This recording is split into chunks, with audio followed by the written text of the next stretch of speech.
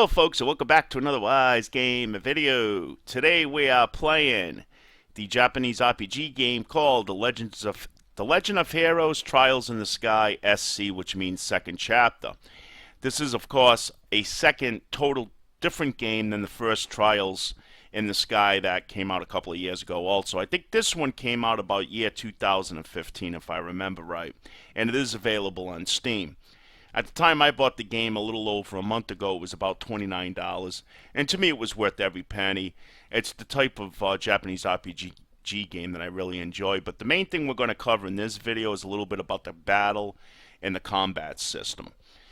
And it's a pretty good combat system. It's a turn-based system, so if you enjoy turn-based systems in these kind of games, then I really recommend checking out this game.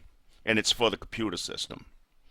Now, let's see here. Let's get started. So I'm not near any towns. I'm out in the middle of kind of nowhere. And there is mobs in this area. That's why I'm here shooting this. And the first thing I want to go over a little bit is the setup. How you set them up a little bit. You know, and things of that nature so you can make your characters as strong as possible. The equipment in the game is pretty basic. Of how you use it. So you just go to equipment up here and you would just pick the person that you want to check out, and what you would have to do is up here where it says equipment, where my cursor is, this is of course what they're wearing right now at the moment, and then you would just let's see here, you could either click on things in this game or you could use a game controller. Keyboard, I'm not really sure. I haven't looked into it. I haven't tried it. But anyways, as far as the equipment goes, if you highlight it and click it or use the accept button on your game controller, it's going to show what other pieces of gear they have for that slot that they have in their inventory at the time to the right underneath where it says unequip. So if I wanted to change these boots over to metal spikes, I would just click on that and boom, it would go in there. But if we look down here to the left, underneath her name, where it says parameters, this is going to let you know if that piece of gear is either weaker than what you currently have equipped or if it's stronger, which most games do that anyway. So we could see that the hard loaf that she already had on is our best bet because it's all going up. So we're going to put those back on. And that's basically all you have to do to equip them in this game. Now, the biggest part of the battle system as far as setup goes in this game is what they call up here called augment. And if we click on that now, this is our list of what I have currently equipped on her at this given moment. This is how they get their skills, their abilities in the game, all the really goodies, their magic or whatnot. And you could set them up the way you want. You could set up each character where they could do a little bit of off-healing, some melee, some range, or whatnot, depending on the weapon that they also have equipped too. If you look next to like Heaven's Eye, HP1, EP1, you're going to see these little slots here. Basically what that does, when you go to an augment shop, which I am not near, but if you go to an augment shop in towns, if you have the right amount of crystals on you, or sippets is actually what they're called, that's the main currency in this game. And you use those to build up your attacks, your abilities, your skills, and you could also use it to actually give you Myra, which is the money currency in this game. As we know, most Japanese RPG type games of this nature has usually gold in the game after you fight monsters or whatnot, but in this game they just award you with these sippets, and those are easily able to, you could see those by going to, let's see, I gotta click on it, there we go, to items. If you go to the item tab on the top here, you're going to look to the right here, and here's the amount of sippets that I have. Okay, now of course you need enough for whatever you want to use it for in this game, but for augments, getting back to the augments, you can level these up either 1 or 2 ranks. Maybe they go up higher once you get higher into the game, I'm not sure, because I already have most of hers already up to rank 2. instead of rank 1. But you got to have a good amount of these to be able to carry that off. Now, once you do that, you don't have to be at a town shop to change these. You could change these on the fly as you're playing. So in other words, if I click on HP1, it's going to bring up the Remove Quartz menu here, and it's going to show the other quartz that I have available at the time in my inventory that she's able to use. And it's going to let you know if it drops them, raises them, or whatnot. But the main thing I go by is the ability that each one gives me. So if I click on, let's see, okay, that one doesn't fit in that slot. Some of them will not fit in all slots. So they have to match that slot. But basically, I just put on them what gives them the most abilities and skills. That's usually what I do to make it more simplified. Now, if we, let's see here, if we go to this, you're going to see that the Orbital Arts, which is the middle menu, my cursor will not go over to it right now. I don't know why. But that's going to show you what each one of these do. The abilities that they give you. Like Tear is a heal, Cura is a heal, and of course Dark Matter at the very bottom or whatnot. Those are attack spells. Chloe happens to be my main healer, so I try to build her up mainly with stuff that would help with heals. And let's see here. Then we have Tactics. Tactics is just basic, just like any other Japanese RPG game where you could set them up how they're going to be formed on the battleground when you actually go into a fight. You could set set breaks and character positions and all that good stuff. Now, when it comes to, let's see here, when it comes to, let me use the controller now. When it comes to fights, we're just going to walk around, and they are all visible on the map. So they're not invisible. You don't have to worry about just walking around and boom, you're going to be shocked, surprised, and taken into a battle. You can see them all, and you could usually run past them if you don't feel like fighting. Let's just roam around until we find one. And then not every, 10 feet you take. There's a lot of breathing room in this game.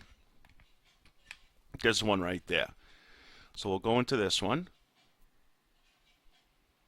Now, when you're in here, it is a weight system. You could probably set it up for active. I'm not really sure, but I always use a weight system. So in other words, until I do anything, they're not going to do anything to me. So it's a great game when it comes to explaining this stuff because I don't have to worry about getting attacked while I'm telling you guys this stuff.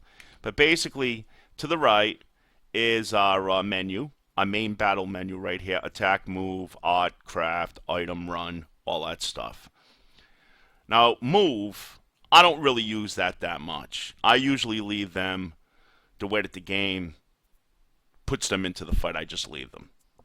They're going to move automatically if they need to. It's just you're going to lose a turn, but you're going to lose a turn doing this, though, too. So I don't really find a big benefit from it, unless if it's a really strong fight and you want to put your healers, say, towards the back, so that only range can hit them and not melee. So we're just going to back out of there for now. For now, we're just going to we're going to use an art. Now, the art is the most common one when it comes to using their, spells or their abilities. Attack, of course, is just an attack. It's just a melee attack. And craft is more of their higher abilities. And if we look down at the bottom here, the very bottom of the screen where my cursor is going back and forth, where their 4 portraits are, you're going to see 3 bars. HP, of course, is their health points. EP, I'm not really sure. I don't really remember exactly what that means. EP, but that's like their mana in most games. So they have to have that mana up, of course, to be able to use that ability. And CP, which is craft points, the very bottom bar, that is to pull off these crafts. So you have to have those CP points up high enough to be able to use the crafts. Now, crafts can sometimes combo with other players, or they could most of the times, for most of mine right now, they are solo. But these are usually the strongest attacks in the game. So as long as your CP points are up, you could pull off a lot of crafts. Now, when it comes to replenishing these back, HP points, EP points, of course, you can use items, and of course, inns. If you go to an inn and you rest, it's going to give you back all your HP and your EP points, but not the craft points. The craft points only get built back up by fighting in the game. So it takes time to get the craft points back. I'm not really sure offhand if there is many items for craft points, but I think I did come across a few. I might even have some on me now, I'm not sure. Or food that you could eat that may give you back some craft points. So for this demonstration, we're just going to use arts for now. And if I do this, I'm going to try to find some AoE ones. And it's going to say next to each ability if it's an AoE or not. It's going to say single or, well, let's see. Where's that? Let me see. Where's his? Let me see. Okay. But anyways, let's go to, we're just going to use Firebolt for now on that guy. We're going to use, I think my strongest one right now is Dark Matter. Going to use that on the big guy. And this is our range shooter. This guy uses a gun, Oliver. So sometimes he could reach them without using a magic spell. So we're just going to hit with him. Okay. And this guy right here has an area attack. So this one will hit all three of them. And you can move that around. So if there was more than like three mobs here, you can move it around and put it over the ones that you want to hit. And then we'll just give it a go. And that right there pretty much took out the whole group of them. And that should finish them off. And that's basically it. That's your basic when it comes to the combat system in the game. Now, if you notice, like I said, you don't really get any gold. You don't get anything like that in the game after a fight, but you do get the sippets. And the group of mobs that has the most, you're going to get the most sippets. And that's what I said, that's used to build up your people and all that good stuff. All right? Now we'll do one more. And this time we'll use a craft points. Show you how strong they could be. So we'll go into this guy. It's only one. It's only one. Okay. But anyways, let's do it. Her biggest one is still grayed out. She don't have enough points, so I'm just going to do a normal attack with her. Now, she's out of range, as we could see. Once they're beyond the purple or the blue or whatever you want to call it, once they're outside of the purple or the blue, then they're out of your range. But she uses like a staff, so she could sometimes still reach. So we're just going to do a normal attack with her, and you're going to see that they're going to automatically move anyway. Look, and she was still able to hit him. Oliver will just hit again. Chloe is mainly our healer, but she also can hit too, and she's going to be able to make it, I think. So this is why I don't use the move much.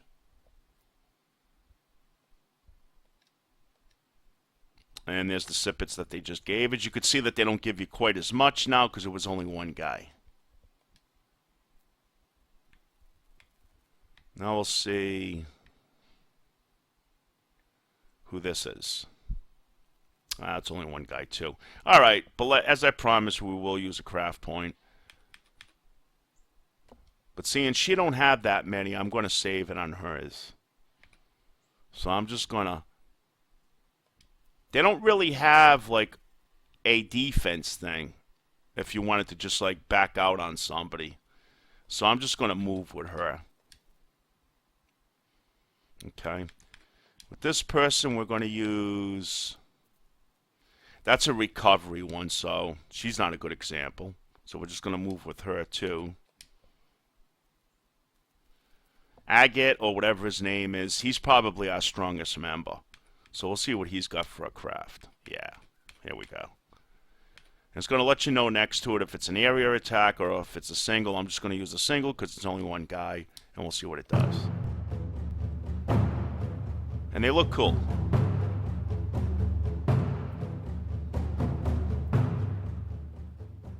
Okay, so you can see it's a pretty strong attack. Some of them will one-shot them. I'm surprised that one didn't. And with him, we'll just finish him off with a gun. Because I'm still out in the middle of nowhere, and I don't want to drain their craft points too much. So, because I'm not near it. Well, like I said, they don't get replenished anyway.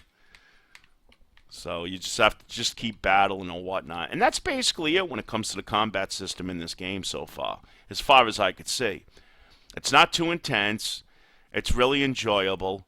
And it's a really good game. You know, you should check it out. So again, I thank you so much for watching Wize Game. Again, this was Legend of Heroes, Trials in the Sky, the second chapter, for the computer system available on Steam. Feel free to comment below, sub up, and we'll catch you on the next. Take care. Bye-bye.